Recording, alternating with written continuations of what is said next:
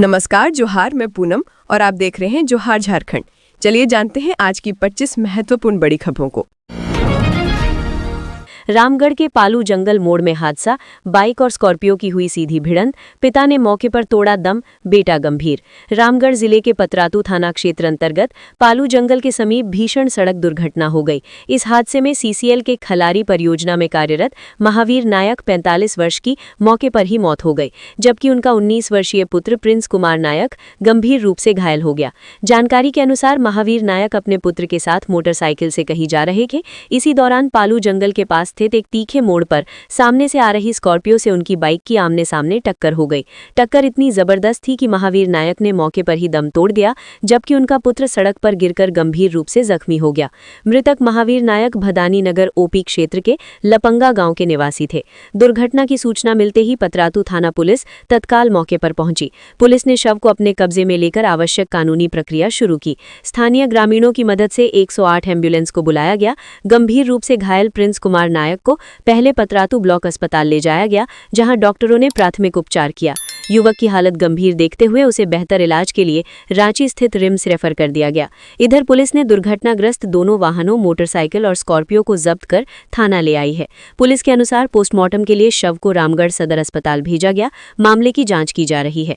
स्थानीय ग्रामीणों ने बताया कि पालू जंगल के पास स्थित ये मोड़ काफी तीखा और खतरनाक है। यहाँ आए दिन सड़क दुर्घटनाएं होती रहती हैं, लेकिन अब तक सुरक्षा के कोई ठोस इंतजाम नहीं किए गए हैं। ग्रामीणों का कहना है कि यदि इस मोड़ पर स्पीड ब्रेकर और चेतावनी बोर्ड लगाए जाते तो शायद इस तरह की घटनाओं को रोका जा सकता था। इस हादसे के बाद क्षेत्र में शोक का माहौल है। ग्रामीणों ने प्रशासन से जल्द सुरक्षा उपाय करने की मांग की है। नए साल पर युवाओं को तोहफा। 30 दिसंबर को मोरहाबादी मैदान में सीएम सौंपेंगे सीजीएल के सफल अभ्यर्थियों को नियुक्ति पत्र। मुख्यमंत्री हेमंत सोरेन राज्य के लगभग 2015 युवाओं को नए साल का तोहफा देंगे। ये वही अभ्यर्थी हैं जिन्होंने झारखंड सामान्य स्नातक योग्यताधारी संयुक्त प्रतियोगिता परीक्षा सीजीएल 2023 उत्तीर्ण की है। मुख्यमंत्री 30 दिसंबर को मोरहाबादी मैदान में दिन के 2 बजे सफल अभ्यर्थियों को नियुक्ति पत्र देंगे। इसके लिए मुख्यमंत्री सचिवालय ने कैबिनेट और जिला प्रशासन को मोरहाबादी मैदान में नियुक्ति पत्र वितरण को लेकर तैयारी शुरू करने का निर्देश दिया है। यहां मालूम हो कि सीजीएल परीक्षा को लेकर राज्य में काफी विवाद हुआ था। अंततः विवाद झारखंड हाईकोर्ट भी पहुंचा। हाईकोर्ट ने लंबी सुनवाई के बाद 3 दिसंबर 2025 को जेएसएससी को रिजल्ट जारी करने का आदेश दिया था। उसके बाद 8 दिसंबर को जेएसएससी ने नेपाल गए 10 अभ्यर्थियों को छोड़ अन्य सभी सफल अभ्यर्थियों का रिजल्ट जारी कर दिया था। झारखंड के 12 जिलों में शीतल लहर का येलो अलर्ट। गुमला में 3.5 डिग्री पहुंचा तापमान।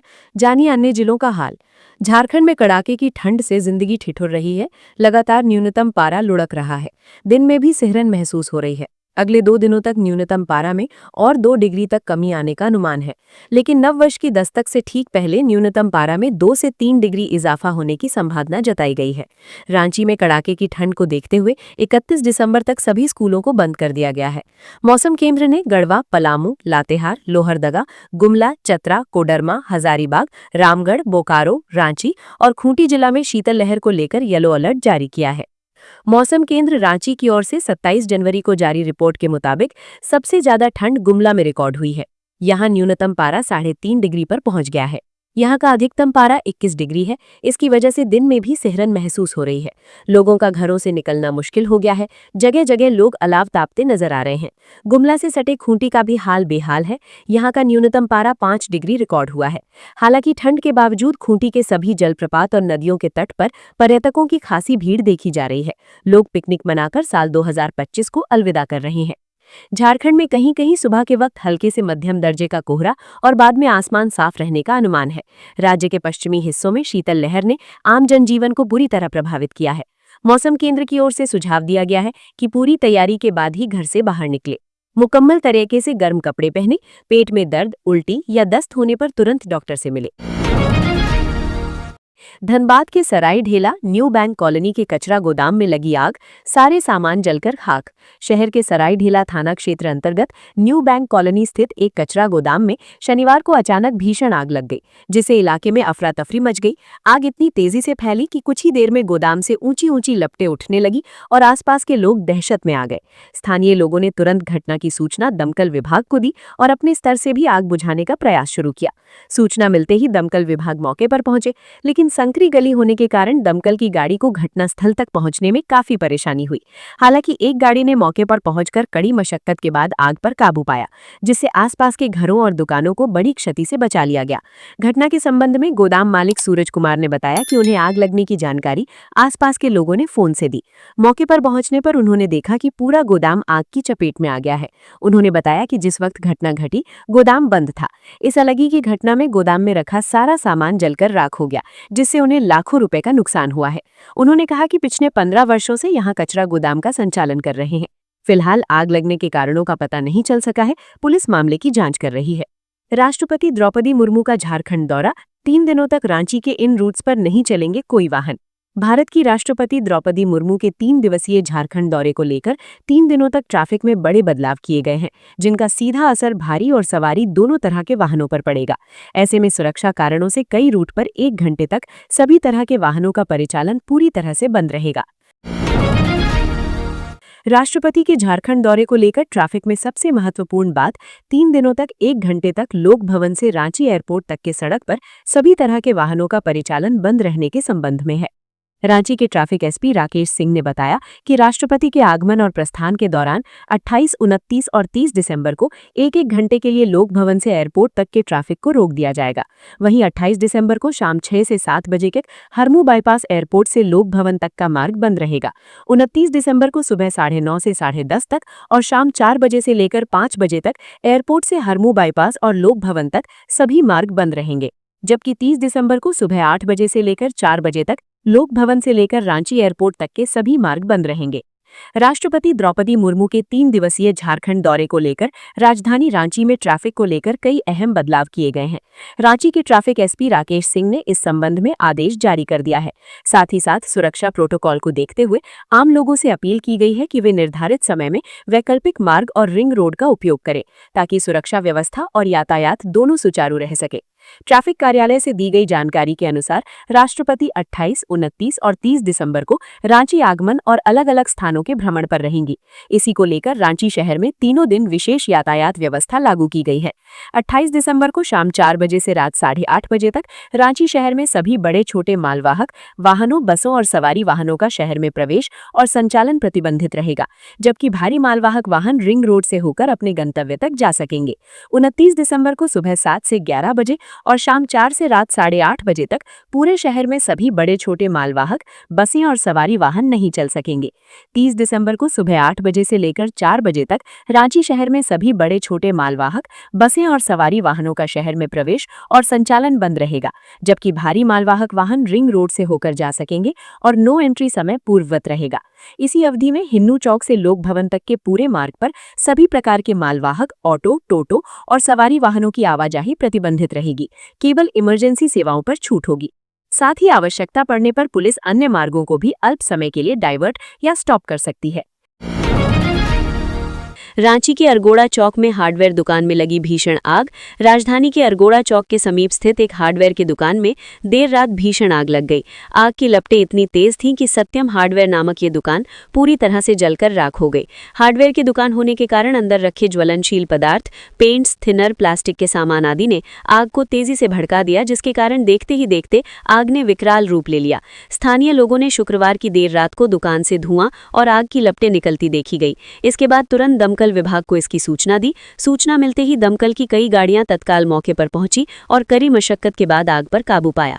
बता दें कि ठंड के दिन में अगलगी की घटनाएं बढ़ गई हैं। एक दिन पहले भी पुराना अरगोड़ा चौक से कटहल मोड़ जाने वाले मुख्य मार्ग पर स्थित पर्ल आर्किड अपार्टमेंट में भीषण आग लग गई थी। ये आग अपार्टमेंट के सबसे ऊपर वाले फ्लोर पर लगी, जिससे पूरे सोसाइटी में हड़कंप मच गया था। हालांकि इस अगलगी में किसी तरह की कोई हताहत नहीं हुई थी, लेकिन घर का सारा सामान जलकर राख हो गया था। बिजली चोरी के खिलाफ ताबड़तोड़ रेड, 7,672 जगहों पर छापेमारी, 1,161 के खिलाफ एफआईआर। झारखंड ऊर्जा विकास निगम लिमिटेड ने बिजली चोरी के खिलाफ 2 दिनों तक राज्य भर में छापेमारी अभियान चलाया। इस दौरान 7,672 ठिकानों पर रेड किए गए। कुल 1,161 उपभोक्ताओं के खिलाफ एफआईआर दर्ज किया गया। इसमें 17,20,000 यूनिट बिजली चोरी का अनुमान लगाया गया, यानी 1,16,96,000 रुपए की बिजली चोरी का अनुमान है। इसके एवज में उपभोक्ताओं के खिलाफ 1,96,00,000 का जुर्माना ठोका गया। सघन छापामारी अभियान में बिजली बोर्ड मुख्यालय के द्वारा गठित 119 टीमों ने राज्य भर में छापेमारी की। झारखंड ऊर्जा विकास निगम लिमिटेड ने बिजली उपभोक्ताओं से अपील की है कि बिजली चोरी कर रहे व्यक्तियों की सूचना संपूर्ण पता के साथ व्हाट्सएप या मैसेज के माध्यम से महाप्रबंधक को दे सकते हैं। सूचना देने वाले व्यक्ति का नाम एवं मोबाइल संख्या गुप्त रखा जाएगा। पुरुष हॉकी इंडिया लीग के उद्घाटन मैच कार्यक्रम के लिए राज्यपाल को आमंत्रण।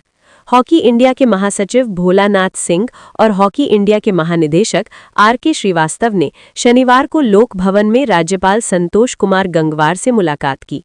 इस अवसर पर उन्होंने राज्यपाल को रांची में 11 जनवरी 2026 से आयोजित होने वाली पुरुष हॉकी इंडिया लीग के उद्घाटन मैच में आकर खिलाड़ियों का उत्साहवर्धन करने के लिए आमंत्रित किया।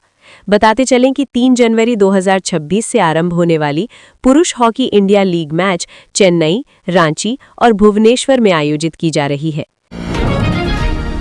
मॉब लिंचिंग के बाद बंगाल भाग गया था आरोपी, ट्रेन से उतरते ही हुआ गिरफ्तार। गिरिडीह जमीन विवाद में हीरोडीह थाना क्षेत्र के मनिकबाद निवासी कमलेश सिंह की हत्या पीट कर की गई थी। भीड़ ने कमलेश को घेर कर मारा था। घटना धनवार थाना इलाके अंतर्गत सिरसाई में 17 दिसंबर को घटी थी। इस मामले को लेकर मृतक के पिता के आवेदन पर धनवार थाना में प्राथमिकी दर्ज की गई थी। मृतक के पिता के आवेदन पर दर्ज हुई प्राथमिकी के बाद पुलिस ने मुख्य आरोपी किशोरी अग्रवाल और शशिकांत अग्रवाल को गिरफ्तार करते हुए जेल भेज दिया था। अब इस मामले में तीसरी सफलता धनवार थाना पुलिस को लगी है। धनवार थाना प्रभारी सतेंद्र पाल की अगुवाई वाली टीम ने इस कांड के अभियुक्त विनोद मोदी अग्रवाल उर्फ बीनू को गिरफ्तार कर लिया है। विनोद को डोमाईडीह से गिरफ्तार किया गया है। विनोद की गिरफ्तारी उस वक्त की गई जब वो कोडरमा रेलवे स्टेशन पर ट्रेन से उतरकर घर की तरफ आ रहा था। गिरफ्तारी की पुष्टि धनवार थाना प्रभारी ने की है।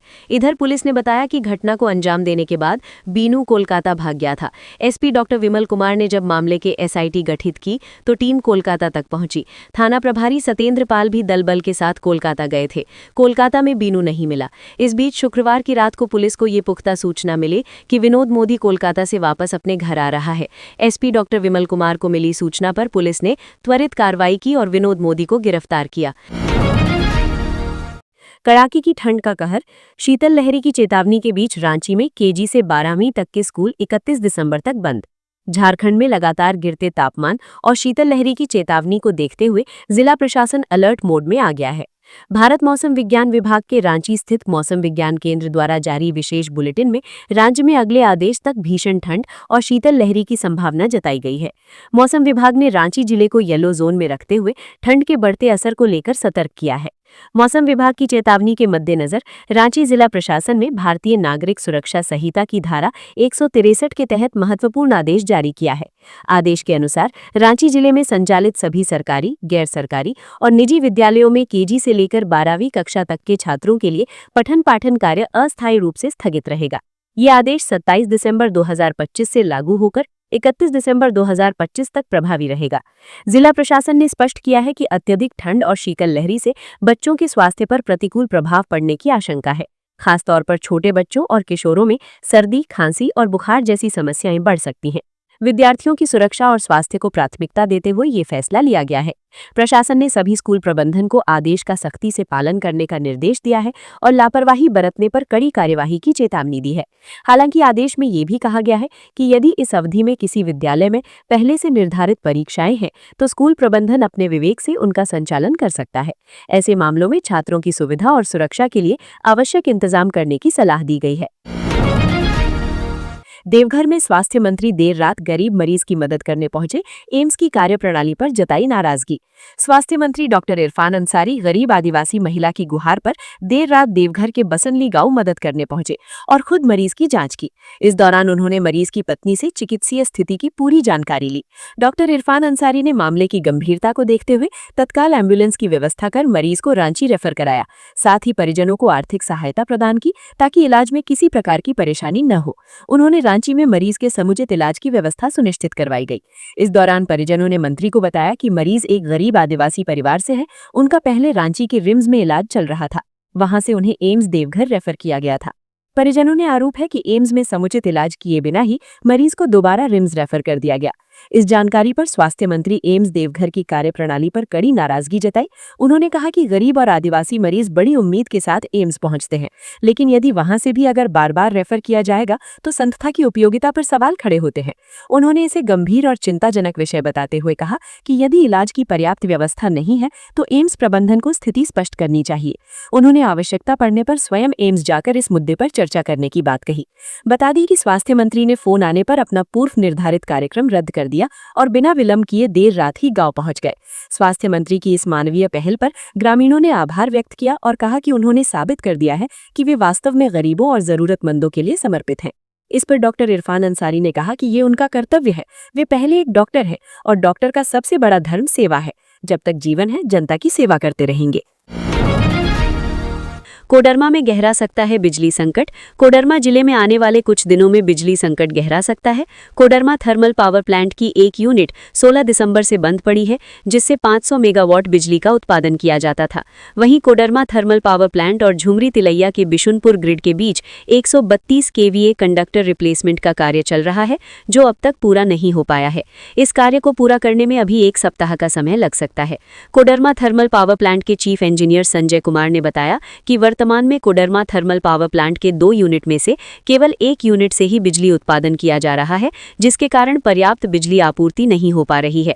कोडरमा बिजली विभाग के एग्जीक्यूटिव इंजीनियर रणधीर कुमार के अनुसार जिले में 2 जनवरी से बिना रुकावट बिजली सप्लाई फिर से शुरू होने की संभावना है। एग्जीक्यूटिव इंजीनियर रणधीर कुमार ने बताया कि मेंटेनेंस कार्य को लेकर शनिवार से शहरी क्षेत्रों में 16 से 17 घंटे और ग्रामीण इलाकों में कम से कम 12 घंटे बिजली आपूर्ति बनाए रखने का प्रयास किया जाएगा। उन्होंने कहा कि कोडरमा थर्मल पावर प्लांट और झुमरी तिलैया के बिशुनपुर ग्रिड के बीच 132 केवीए कंडक्टर रिप्लेसमेंट के कारण ये स्थिति बनी है। उन्होंने कहा कि पहले ही अधिसूचना जारी कर 10 दिसंबर से 25 दिसंबर तक डोमचांच, मरकच्चो, सतगावा और जयनगर में 50% बिजली आपूर्ति की जानकारी दी गई थी, लेकिन अब इस कार्य में अतिरिक्त समय लग रहा है। गिरिडीह में फर्जी MNGL नोटिस भेजकर ठगी करने वाले 2 साइबर अपराधी गिरफ्तार। गिरिडीह पुलिस को साइबर अपराधियों के खिलाफ बड़ी सफलता हाथ लगी है। SP डॉक्टर बिमल कुमार को मिली गुप्त सूचना के आधार पर गिरिडीह साइबर थाना की टीम ने त्वरित कार्रवाई करते बेंगाबाद थाना क्षेत्र के बिशनपुर गांव में साइबर ठगी गिरोह का पर्दाफाश किया है। सूचना के अनुसार कुछ साइबर अपराधी फर्जी लिंक भेजकर और गैस कनेक्शन डिस्कनेक्ट होने का डर दिखाकर लोगों से ठगी कर रहे थे। सूचना की पुष्टि के बाद साइबर थाना प्रभारी रमेश्वर भगत के नेतृत्व में गठित टीम ने छापेमारी कर 2 साइबर अपराधियों को दबोच लिया। इनके नाम आनंद कुमार मंडल उर्फ अजीराज व दीपक कुमार मंडल है, जबकि एक आरोपी प्रिंस कुमार मंडल फरार होने में सफल रहा। पुलिस ने बताया कि आरोपियों के पास से 3 मोबाइल फोन, 3 सिम कार्ड व 2 बाइक बरामद की है। पूछताछ में आरोपियों ने स्वीकार किया कि वे महाराष्ट्र नेचुरल गैस लिमिटेड के नाम से फर्जी लिंक भेजकर लोगों को गैस कनेक्शन बंद करने का झांसा देते थे और उनकी बाइक डिटेल हासिल कर खाते से पैसे उड़ा लेते थे। इस संबंध में साइबर थाना गिरिडीह में मामला दर्ज किया गया है। पुलिस फरार आरोपी की तलाश में छापेमारी कर रही है। साथ ही गिरोह से जुड़े अन्य सदस्यों की पहचान की जा रही है। SP ने आम लोगों से अपील की है कि किसी भी संदिग्ध लिंक, कॉल या संदेश पर भरोसा न करें और ठगी की आशंका होने पर तुरंत साइबर थाना या नजदीकी पुलिस स्टेशन को सूचना दें। सिद्धार्थ सिंघानिया ने कबूला, विनय चौबे की अनुमति से हुआ शराब घोटाला, विधु गुप्ता, त्रिपाठी और ढेबर ने करोड़ों दिए। झारखंड के चर्चित शराब घोटाले के मुख्य गवाह सिद्धार्थ सिंघानिया द्वारा CRPC की धारा 164, BNSS 183 के तहत कोर्ट में दर्ज कराए गए बयान ने जो सनसनीखेज खुलासे किए हैं, उससे प्रशासनिक और राजनीतिक गलियारों में खलबली मच जाएगी। सिंघानिया ने अपने बयान में विस्तार से बताया है कि किस तरह छत्तीसगढ़ के शराब सिंडिकेट मॉडल को झारखंड में लागू किया गया और इसमें तत्कालीन उत्पाद सचिव विनय कुमार चौबे की भूमिका कितनी निर्णायक थी।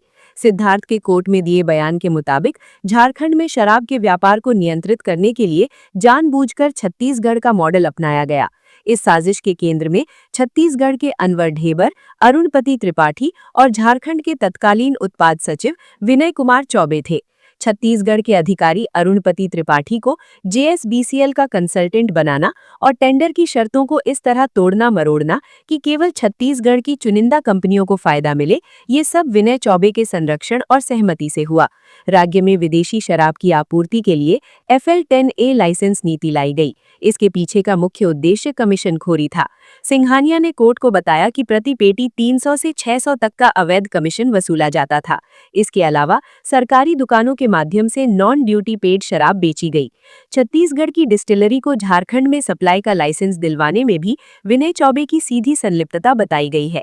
सबसे चौंकाने वाला खुलासा वित्तीय लेनदेन को लेकर हुआ है। सिंघानिया ने दावा किया है कि छत्तीसगढ़ मॉडल को सुचारू रूप से लागू करने के एवज में 40 से 50 करोड़ रुपए घूस के तौर पर विनय कुमार चौबे तक पहुंचाई गई थी।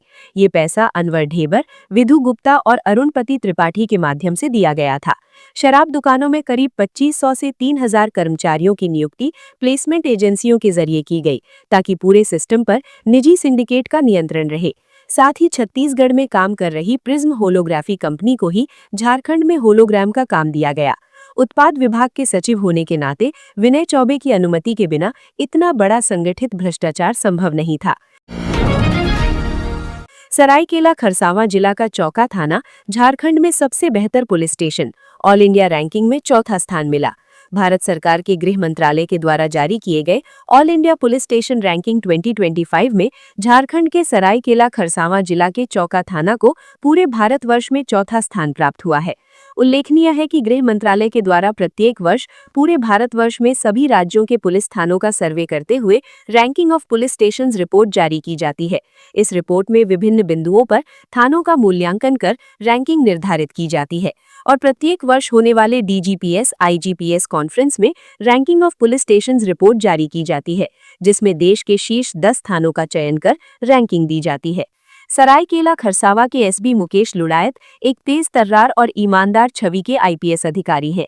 SP मुकेश लुड़ायत ने इस कामयाबी के लिए अपनी टीम को बधाई दी है। उन्होंने बताया कि ये रैंकिंग केवल हमारे थाने की सफलता नहीं, बल्कि झारखंड पुलिस की प्रतिबद्धता और कार्यक्षमता का प्रतीक है। ये उपलब्धि हमें इस दिशा में और भी बेहतर काम करने की प्रेरणा देती है। हमारी पुलिस टीम का ये प्रयास निरंतर जारी रहेगा और हम हमेशा सेवा ही लक्ष्य के सिद्धांत पर काम करते रहेंगे। मैं इस सफलता के लिए पूरी पुलिस टीम और जिले के नागरिकों को धन्यवाद देता हूं और उन्हें विश्वास दिलाता हूं कि हम और भी बेहतर पुलिसिंग प्रदान करने के लिए प्रतिबद्ध हैं।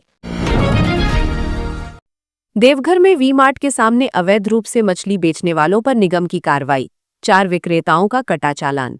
देवघर के VIP चौक स्थित वी-मार्ट के सामने लंबे समय से अवैध रूप से मछली बेच रहे विक्रेताओं पर नगर निगम ने कार्रवाई की है। निगम की टीम ने औचक निरीक्षण के दौरान मौके पर 4 मछली विक्रेताओं को नियमों का उल्लंघन करते हुए पकड़ा और प्रत्येक से 500 रुपए का चालान काटा। नगर निगम अधिकारियों ने विक्रेताओं को सख्त चेतावनी देते हुए कहा कि अब इस स्थान पर किसी भी हालत में मछली की बिक्री नहीं होनी चाहिए। नियमों का दोबारा उल्लंघन पाए जाने पर कड़ी कार्रवाई की जाएगी। नगर निगम अधिकारियों ने बताया कि शहर के कई चौक चौराहों पर इसी तरह अवैध रूप से मछली बेची जा रही है, जिससे स्वच्छता व्यवस्था प्रभावित हो रही है और लोगों को असुविधा हो रही है। ऐसे मामलों पर लगातार निगरानी रखी जा रही है और आगे भी अभियान जारी रहेगा। नगर निगम की ओर से जानकारी दी गई कि कुंडा हथगढ़ में एक व्यवस्थित मछली विक्रय केंद्र बनाया गया है। इस केंद्र में सभी मछली विक्रेताओं को मछली बेचने की सुविधा उपलब्ध कराई गई है, ताकि शहर में अव्यवस्था और गंदगी न फैले। इसके बावजूद कुछ विक्रेता नियमों की अनदेखी कर चौक चौराहों पर मछली बेचते नजर आ रहे हैं। नगर निगम के सैनिटरी इंस्पेक्टर पिंटू कुमार ने विक्रेताओं को सख्त निर्देश देते हुए कहा कि सभी मछली विक्रेता निर्धारित मछली विक्रय केंद्र में ही अपना कारोबार करें। शहर के सार्वजनिक स्थानों और प्रमुख चौकों पर मछली बिक्री पूरी तरह प्रतिबंधित है। उन्होंने कहा कि कल से मछली बेचना यहां बंद करे, अन्यथा नगर निगम कानूनी कार्रवाई करने के लिए बाध्य होगा। धनबाद में मनरेगा का नाम बदलने के विरोध में JMM का धरना। धनबाद में मनरेगा का नाम बदलकर GBG रामजी किए जाने के खिलाफ JMM ने केंद्र सरकार के खिलाफ मोर्चा खोल दिया है। JMM नेताओं व कार्यकर्ताओं ने शनिवार को धनबाद के रणधीर वर्मा चौक पर धरना प्रदर्शन किया। केंद्र सरकार के खिलाफ जमकर नारेबाजी की गई और मोदी सरकार से GBG रामजी बिल को तत्काल वापस लेकर मनरेगा का पुराना नाम बहाल करने की मांग की। नेताओं ने कहा कि मनरेगा करोड़ों गरीबों और ग्रामीण मजदूरों से जुड़ी एक ऐतिहासिक और जन कल्याणकारी योजना है। इसका नाम बदलना जनता की भावनाओं के साथ खिलवाड़ है।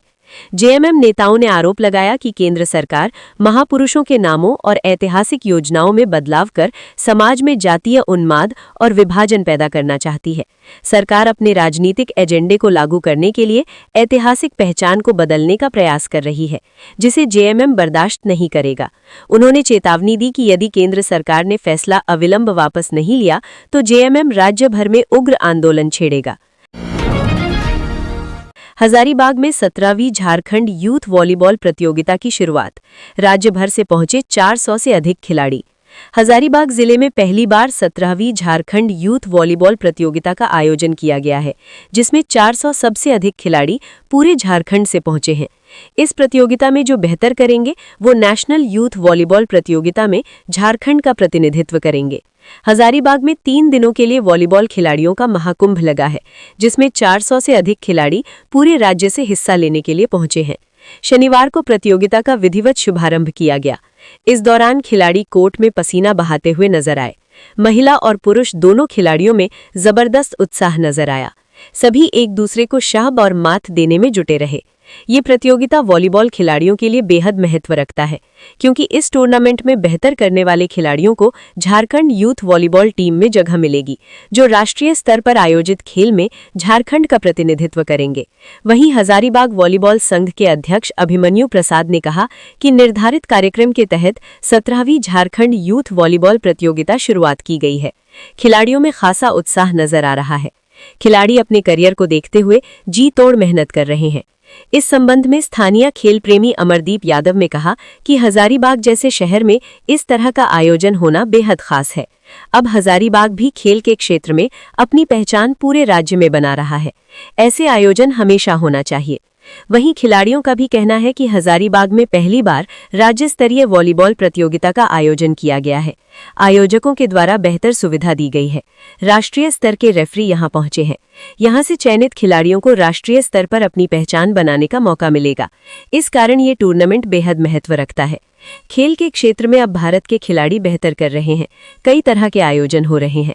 हजारीबाग में जिस तरह से वॉलीबॉल प्रतियोगिता का आयोजन हुआ है, ये एक बेहतर प्लेटफॉर्म खिलाड़ियों को देगा। विजन 2030 में धनबाद रेल मंडल की अनदेखी पर बढ़ा विरोध। झारखंड रेल यूजर एसोसिएशन ने उठाए सवाल। भारतीय रेलवे की विजन 2030 योजना में झारखंड के धनबाद डिवीजन को अनदेखी करने पर नाराजगी बढ़ती जा रही है। झारखंड रेल यूजर एसोसिएशन ने रेल मंत्रालय और पूर्व मध्य रेलवे पर धनबाद डिवीजन को अनदेखी करने का आरोप लगाया है। संगठन का कहना है कि देश के 48 प्रमुख शहरों में ट्रेन परिचालन क्षमता दोगुनी करने और मेगा टर्मिनल विकसित करने की योजना में धनबाद जैसे बड़े और कमाऊ स्टेशन को जानबूझकर बाहर रखा गया है। एसोसिएशन का कहना है कि रेल मंत्री अश्विनी वैष्णव ने हाल ही में एक लिस्ट जारी की थी, जिसमें पूर्व मध्य रेलवे के पटना, गया, मुजफ्फरपुर और पंडित दीनदयाल उपाध्याय जंक्शन को मेगा टर्मिनल और क्षमता विस्तार के लिए चुना गया, लेकिन धनबाद का नाम इस सूची में शामिल नहीं है। इसको लेकर स्थानीय यात्रियों और रेल यूजर संगठनों में भारी असंतोष और नाराजगी है। रेलवे एसोसिएशन ने चेतावनी दी है कि जब तक धनबाद को उसका हक नहीं मिलेगा, तब तक आंदोलन और विरोध प्रदर्शन जारी रहेगा।